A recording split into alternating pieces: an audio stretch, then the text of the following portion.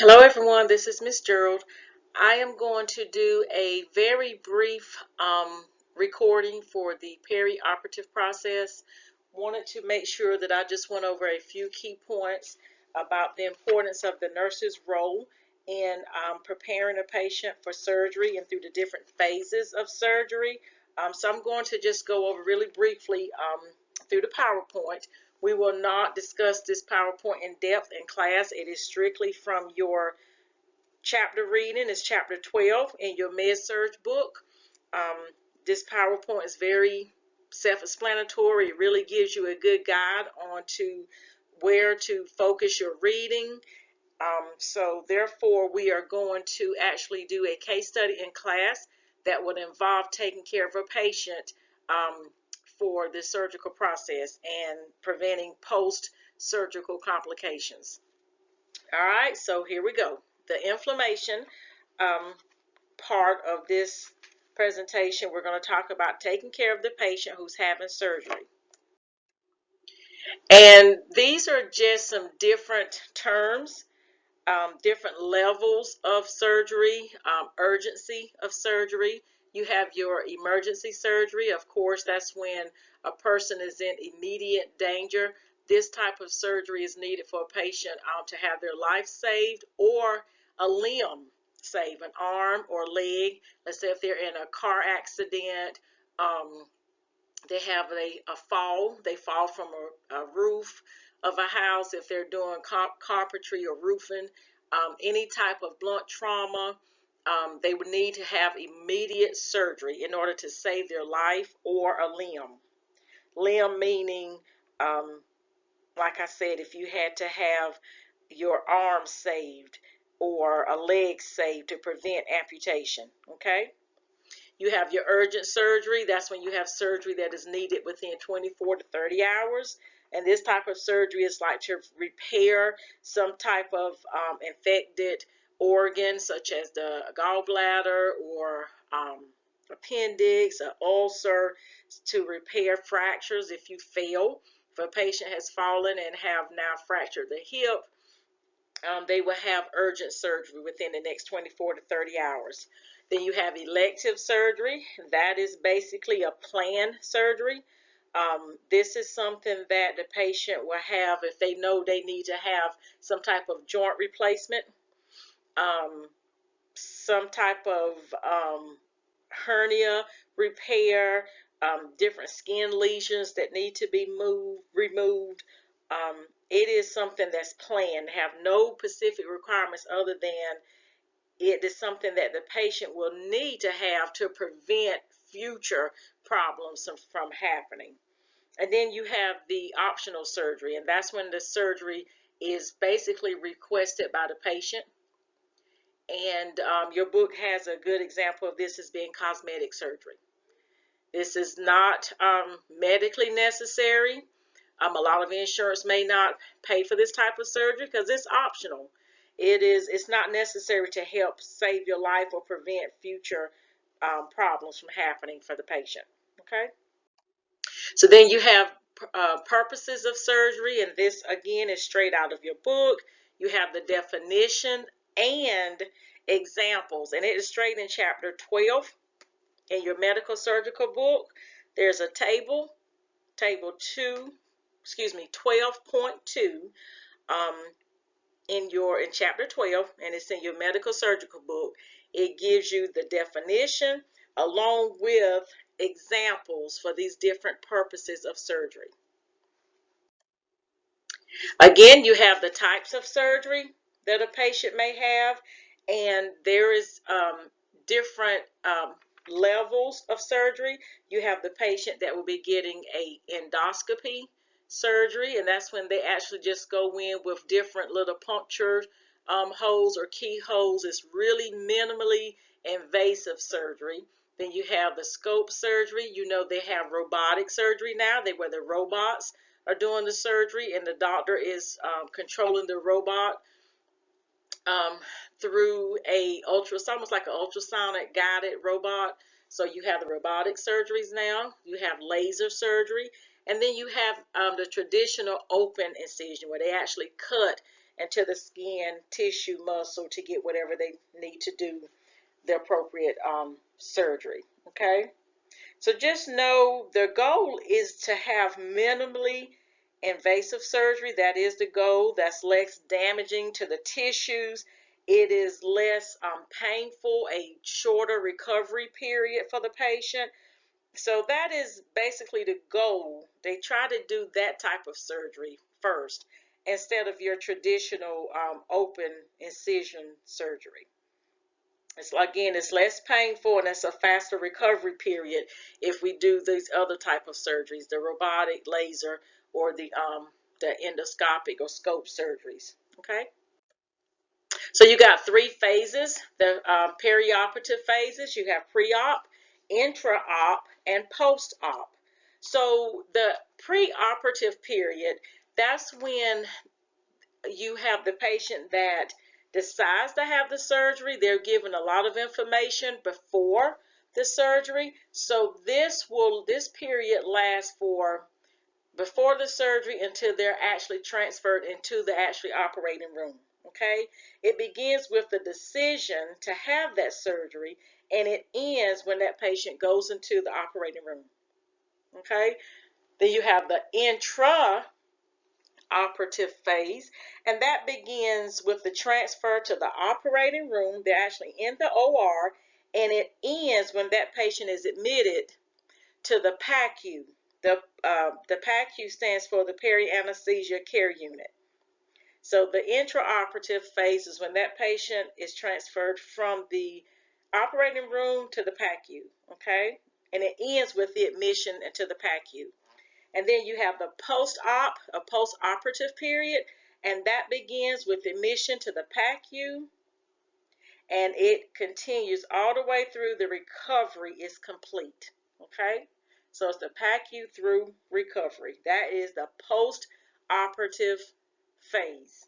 So post-op can last when that patient goes to the PACU, and then when they get back to their regular bed.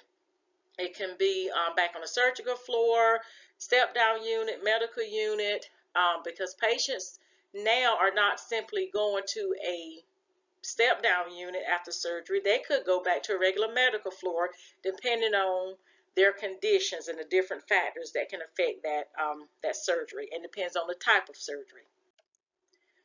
So what is the nurse's role? What is the nurse's role when caring for a patient who's got to have surgery?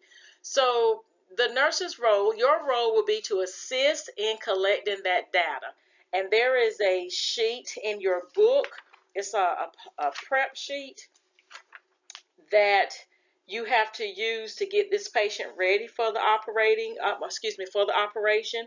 And it's a nursing assessment. It's a very detailed sheet that you have to ask that health history, do a physical exam, and then they call it a pre-op checklist. So the nurse's role is to assist in data collection, to reinforce instructions, but not only about the surgery, but aftercare on the surgery. Because when does education begin for this patient? We don't start education when the patient is getting ready to go home the day of discharge. We actually start this education process in the pre-operative phase. So we have to explain and give specific instructions of what's going to happen and go on with this patient, about the surgery, during the recovery phase, what the patient can expect post-operatively, and when they go home.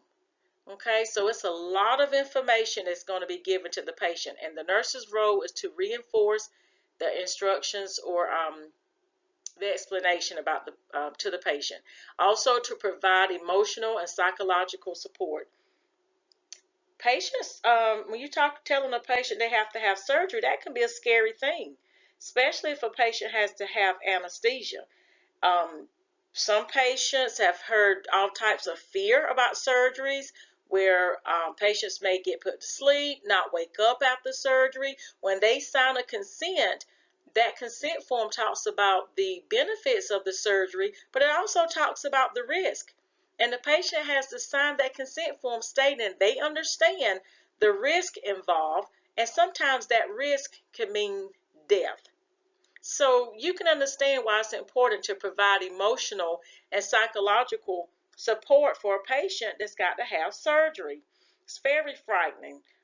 They can be having anxiety, they can be fearful of the unknown. So it is really the nurse's responsibility to make sure they provide support emotionally and psychologically, not only for the patient, but for their family. Because who's going to be involved with that patient's care after this surgery? So you have to provide that support for the family as well. So now there are different factors that can influence surgical outcome. We want positive outcomes, of course we do. The goal is to make sure that patient has a surgery without complications or with reduced complications. We want to make sure that patient has the best possible surgical outcome, okay? But we have to realize that there are factors that can play a part in not always having the optimal result that we need. Age, for example, we know older patients, surgery sometimes it can promote quality of life, but then when they have the surgery, it can put them at a greater risk for different complications. Age plays a huge factor in post-op complications, okay? So there's a chapter, excuse me, a page in your chapter 12, I think it's on 173, 174, and it talks about gerontological issues that patients have with surgery, with their bowel function, their urinary function, their respiratory function. So we have to make sure we take age into consideration. Chronic diseases. We know patients who have chronic diseases before they have surgery, they can be at risk for having an increase in post-operative complications. For example, if a patient is a diabetic, we know that it would take them longer to heal, for their wound to heal. If a patient has history of asthma, COPD, emphysema, there can be some issues with this patient respiratory status, especially if they have to have anesthesia and be put to sleep with that condition. And a lot of times the doctors will really try to avoid a patient being put to sleep if they have COPD, emphysema, because of that high risk factor. They may not be able to get off of a ventilator after surgery. If a patient smokes, have a history of taking alcohol, nutrition is huge. Patients need to be well nourished. They need to have that adequate nutrition because they need to be able to heal better. They need to be able to recover from the surgery. Nutrition plays a huge part in the positive outcome from surgery. So if you have a patient who is malnourished, can you imagine what the surgery would do for them? They will have a longer road to recovery if they are compromised in their nutrition.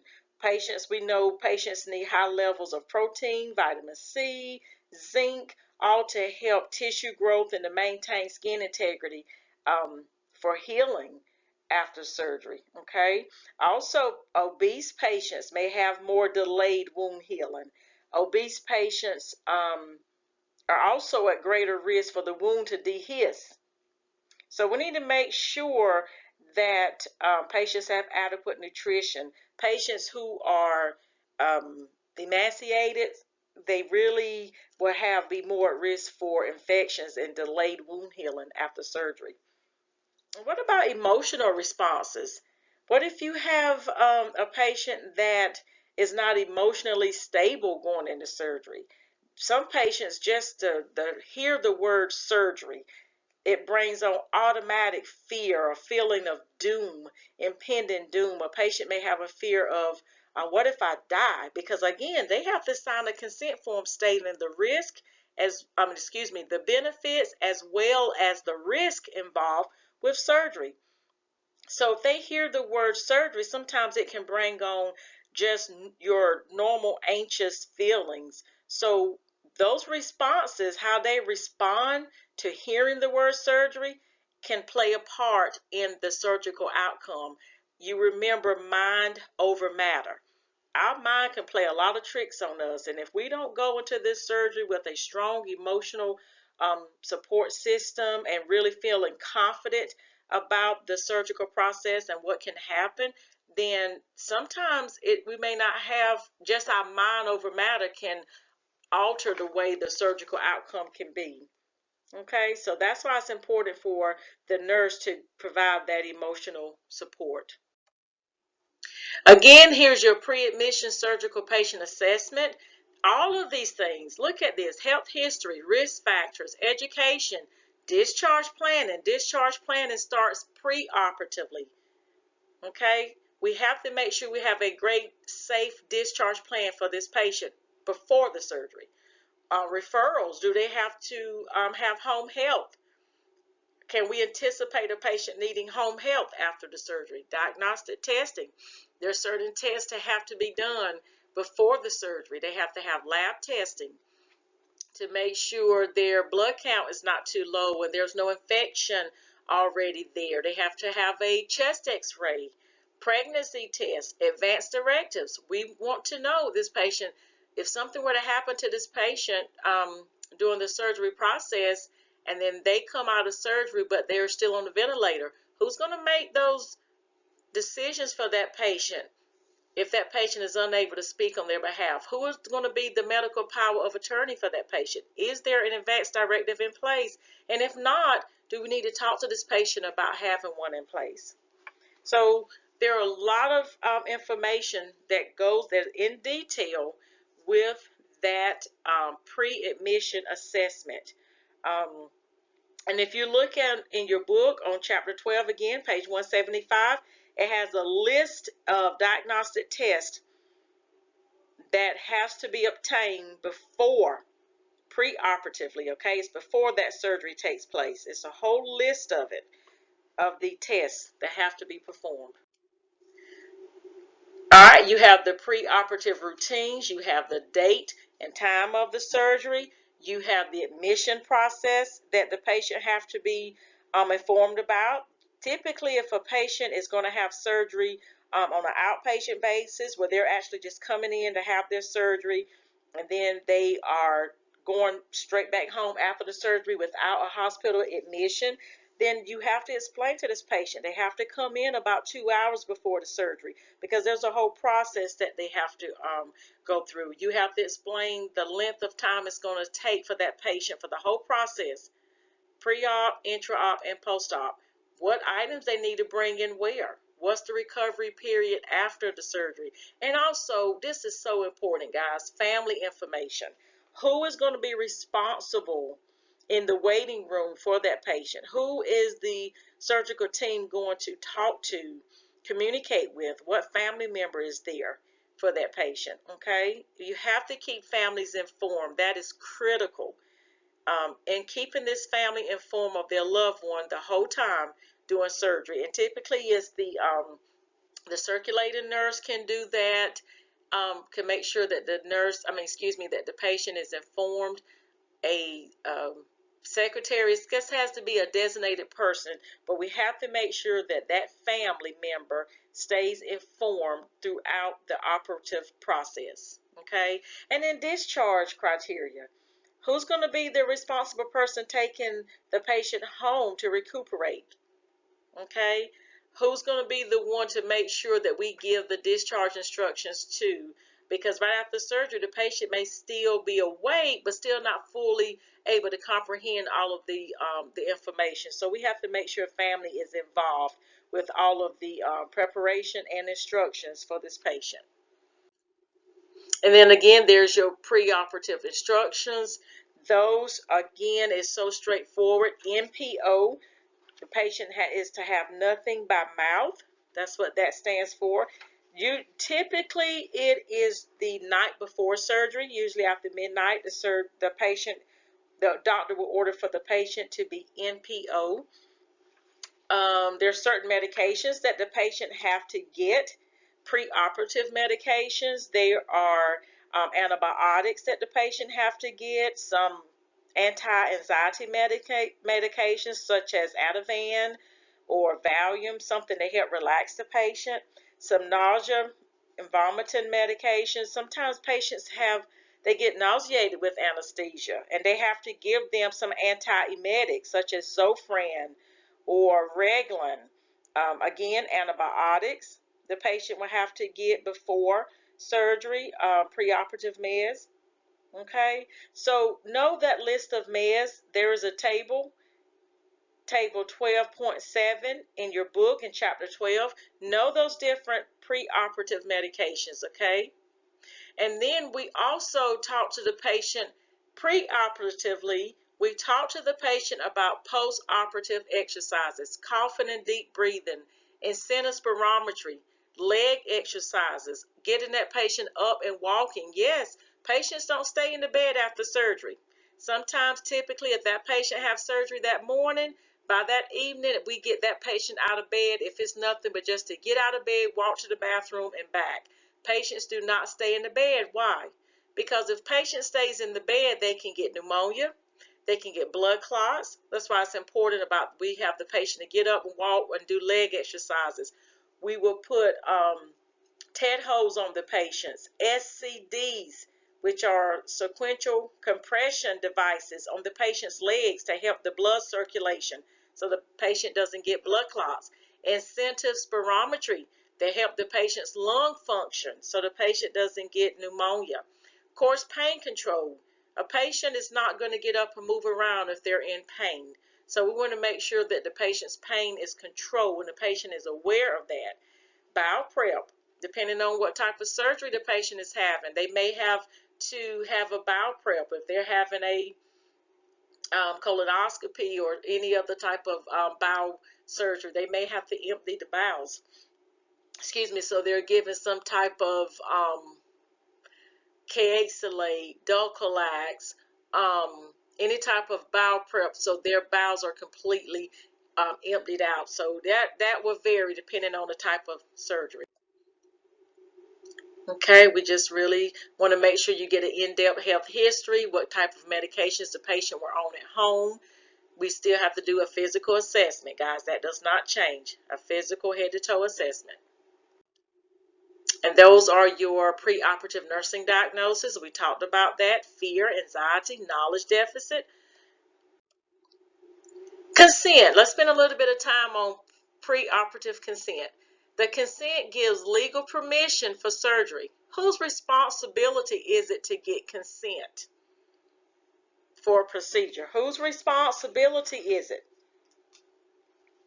It's the doctor's. It's the physician's responsibility to get consent. The only thing nurses do, we witness the consent, but the doctor has to go over the benefits for that surgery, the risk for that surgery, in depth, what type of surgery it is and what is going to happen to the patient.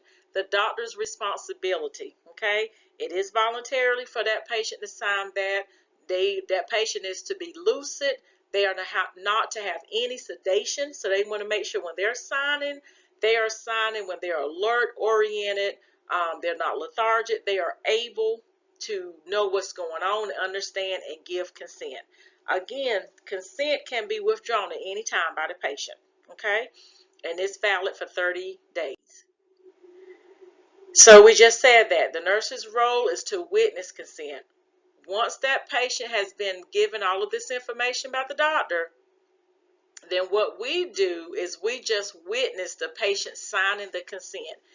But we have to ensure that that patient has been informed, okay? Any questions after that? A lot of times, this will happen a lot. Patients will wait for some reason. They won't ask the doctor the questions. They wait until the nurse comes in, and then they have all of these questions about the surgical procedure. We are not able to give information about that procedure. We have to then call the doctor back and direct all of those questions that patient may have back to the doctor. Because when I witness a consent, I am witnessing that patient fully understands the procedure. They know the benefits of that procedure, the risk involved. But I can't give that information. I am only witnessing. That's my signature indicates that I have observed voluntary signing of consent by the patient. and they understand that information. I have not given the information, the doctor has. And I know there is a section when we will cover legal and ethics again in this class. And consents, you have to understand your role in witnessing consents. It's very important, okay? We talked about the checklist, the medications. It is in your book. There is a table, table 12.7, I think it is, in your book. Yes, 12.7. It talks about the preoperative medications, and there's also a pre-op surgical checklist example in your book on page 180, chapter 12. I'm not going to go through it, but you need to be responsible for understanding, because that checklist is what the nurse is responsible for, getting that patient ready for surgery. And we have to go through and make sure, is the ID band on the patient? Is the patient NPO ordered? Is the patient really NPO? Not that it's ordered, but we have a sign on the door so everyone knows the patient is NPO. So we go through, has the consent been signed and on the chart? Is there a history and physical on the chart? Allergies, the correct allergies entered into the electronic medical system. So there's a whole checklist, and it takes time to make sure that this checklist is completed when you get that patient ready to go to surgery. And there's a copy of it right there. This came straight from your book. Very detailed. Jewelry, dentures. You can't have a patient going to surgery when they have their dentures still in, contacts, hairpins, clippings. We have to make sure the patient voice before they go to surgery. We have to have a current vital signs. It's a whole list of there. Look at that. It even says that the patient's family, we need to know the location of the family. They're going to be in the waiting room, or are they going to be at home? Especially now with COVID going on, a lot of times when we were really in this COVID, they were not allowing family in the hospital. So family was at home, and there was a telephone number that was given, and that's how the patient's family had to be informed throughout the process. Okay, so but family has to be kept informed. All right, transfer to the actual surgery. That's when we're going into the intraoperative site. Need to make sure that we have the right site, the right patient. And this is according to the National Patient Safety Goal. There is one of the goals that makes sure that we are preventing the patients from having the wrong surgery done, that they call a timeout. And there's an actual timeout sheet that has to be done for and everyone that's involved in that surgery process. They have to do a timeout sheet, and they have to sign it to say, yes, we have the right patient, we have the right site, meaning if they're going to amputate a leg, we have the right leg. There have been numerous lawsuits of patients have had the wrong leg amputated, patients have had the wrong organs taken out. So we have to make sure we do a timeout. We say, wait a minute, let's make sure we got the right site. The right site has been marked. We got the right count, that there's no sponges left in this patient. The right count going in, the right count coming out. We need to make sure we have the right IV insertion site. If a patient is going into surgery, we typically want a large bore IV so they can tolerate high volumes of fluid, blood if they have to, if they have a large amount of blood loss and they have to get blood. So typically it will be a 18 gauge, sometimes even a 16 gauge, but at least a 18 gauge. So while that patient is in that holding area, that's when all of that is being done and taken care of, making sure that everything is safe. All of the safety measures are taken care of according to the National Patient Safety Goals. Intraoperative phase begins here. What do we expect? The position of the patient, tubes placed after the anesthesia induction, skin prep. Know now if a patient does have to have skin prep, like if the patient has to have hair to be removed, we no longer shave the hair. Shaving is avoided because evidence-based practice states that those microabrasions that will happen after a patient's skin is shaved can become infected and colonized with microorganisms. So therefore, we do not shave anymore. Instead, we clip the patient's body hair. That's how we remove body hair. Hair is removed with electric clippers, okay? Then the skin is cleansed with a type of chlorhexidine or iodine, okay? So remember that with the skin prep. We used to shave patients. I remember when I was a nurse getting a patient ready for surgery or getting a patient ready for a procedure such as a cardiac cath. We would actually shave the patient's hair. We don't do that now. We clip. Thank God for evidence. We were actually putting the patient at risk for infection by doing that. Make sure that the patient is in a safe position the entire time during the surgery when they're placed on the operating table. We want to make sure that the tubes are placed after anesthesia is induced and that we maintain safety throughout the procedure. Okay, and this talks about the role of the nurse intraoperative. They can also be the scrubbing nurse. They can assist the physician. They can be a nurse, LPN nurse can actually be the first line assist for the physician. So remember now, preoperative, your role is to educate that patient, provide emotional support for the patient and for the family, and to assist in data collection. That's for the preoperative phase. But the intraoperative phase, this is your role. You can be a scrub nurse, you can assist the physician, and you can help maintain that sterile feel of those instruments used in the surgery. Know those different roles of the nurses, pre-op, intra-op, and post-op. I'm not going to go through anesthesia. There are different types of anesthesia. General anesthesia, that's when a patient is actually put to sleep. Then you have local anesthesia. That's when you actually have a loss of sensation to a body region. Typically, it would be through the abdomen down, where you're given an injection, a local injection that numbs your body. You given a spinal block that's a local or regional anesthesia. And let me go back here.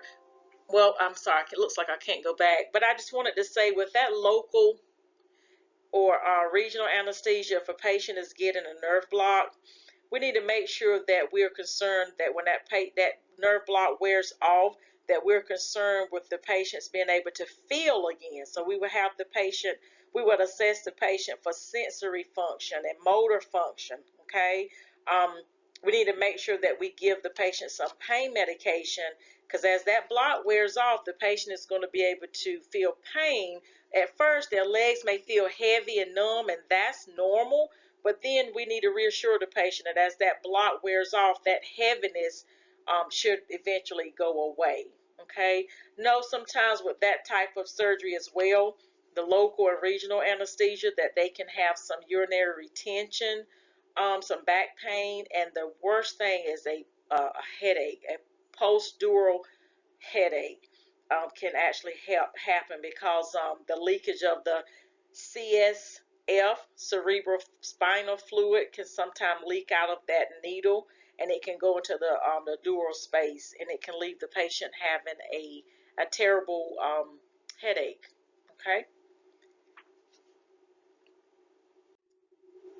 Malignant hyperthermia, you really do need to have a good understanding of this. It's rare. It is rare. I have never had a patient that this happened to, but you just do need to be aware of it. And this is when you have a patient that has a muscle disease. It's triggered by some type of general anesthesia agent. So when this happens, well, one thing we can identify when we do the pre-admission history or the pre-operative history, health history, we need to make sure that we ask the patient, have they ever had any problems, or have they had anybody in their family that they've had problems with anesthesia, having this malignant hyperthermia. So if that's the case, we will make sure that we have the right appropriate medications on board, and we can anticipate that this will happen to the patient, and we know what to do. But sometimes the patient don't know, especially if it's in an emergency situation and they have to have the surgery. They may not know that this has happened before, or to any family members. Okay, so what happens in malignant hyperthermia, the metabolism in the muscles is increased, so patients can have really muscle their muscles can be so rigid. They can have high fever, tachycardia, hypertension. They can actually have some dysrhythmias. The electrolytes can be altered where they have an increase in potassium, which is hyperkalemia. It's a life-threatening condition, okay? They're breathing fast, they have high blood pressure, cardiac dysrhythmias, really high fever, the muscles are tensed and rigid. It's a life-threatening condition when this happens, okay? Immediate treatment is required or that patient will die. All right, so what happens, that surgery is stopped, anesthesia is immediately stopped, patient is given 100% of oxygen, okay? The patient is cooled down with ice and infusion of ice solution, so they will have cold iced lactated ringers or normal saline, and they're given a medication called Dantrium. It's a muscle relaxant, and it can help control those muscle spasms or the muscles from being so rigid. It can help that, okay? So it's the most effective medication for malignant hypothermia, that Dantrium. All right?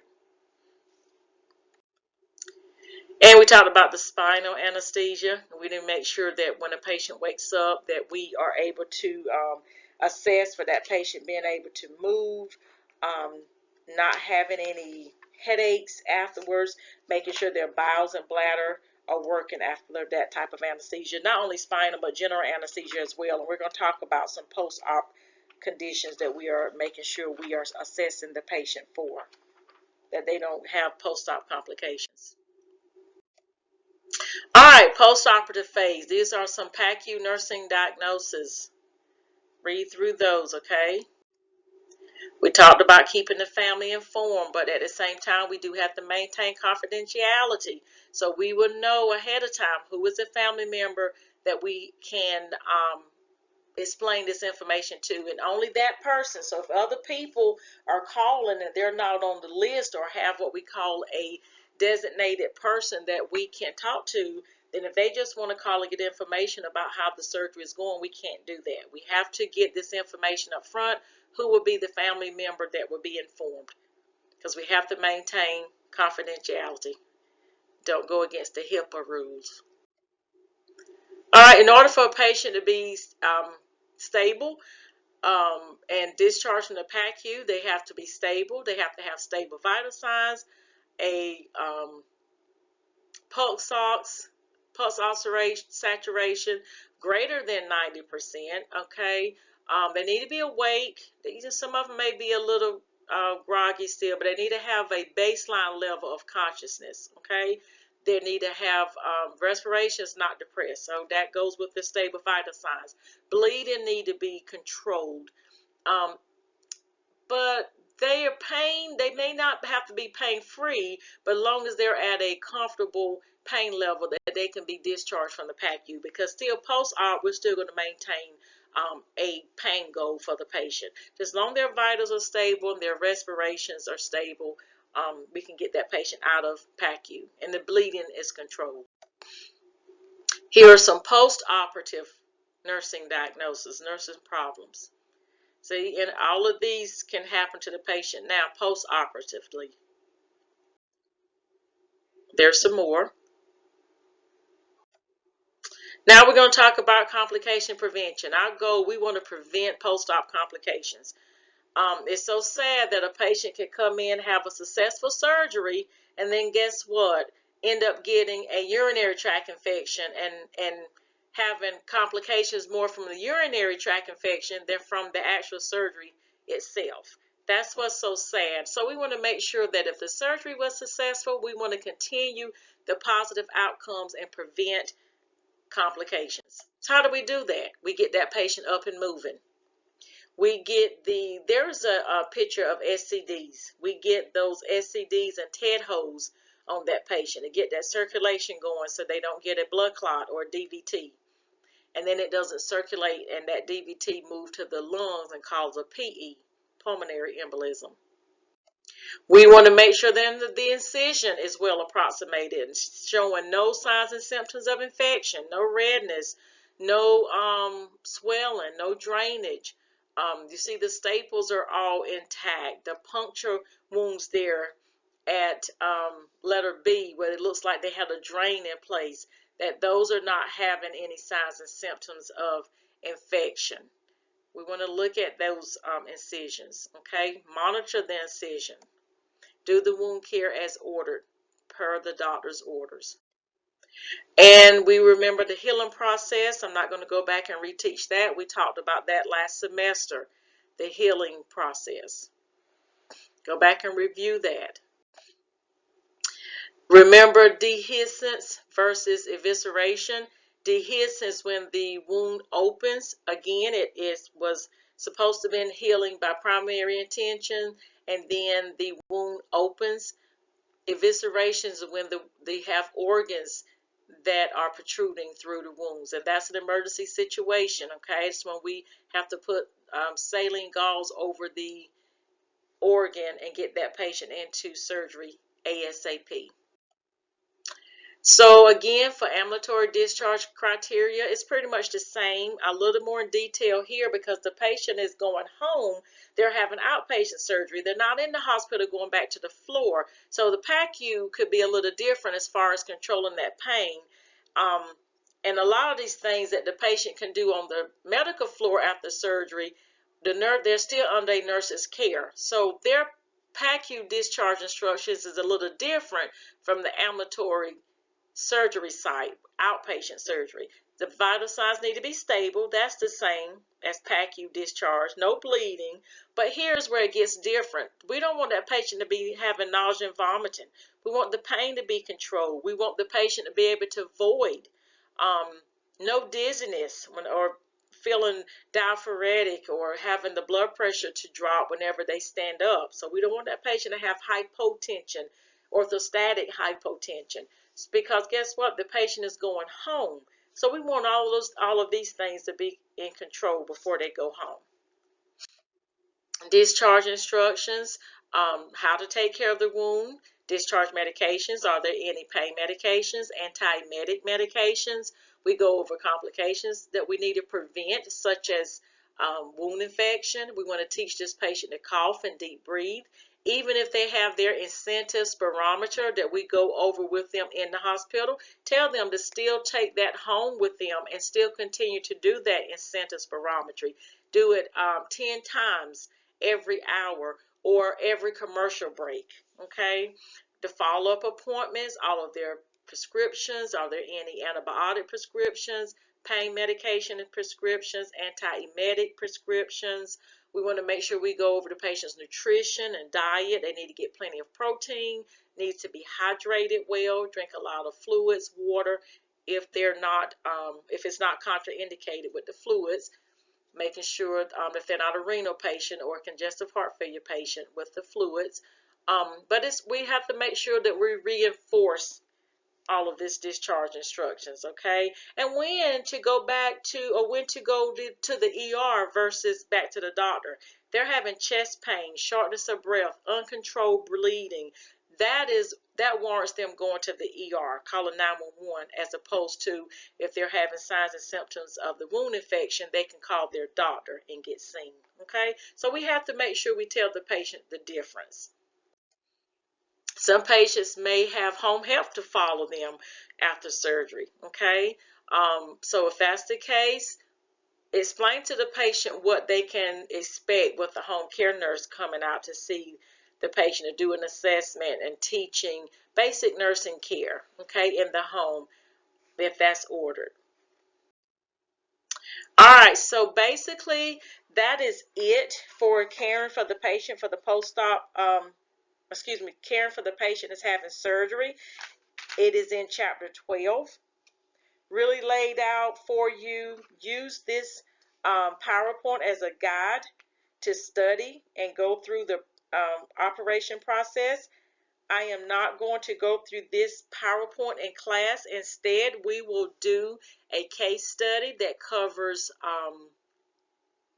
peptic ulcer disease, taking care of the patient with peptic ulcer disease and getting that patient ready to go for a endoscopy procedure. So in order to get that patient prepared for the endoscopy procedure, you have to understand the operative process. So we'll talk about some of these things, okay, in class.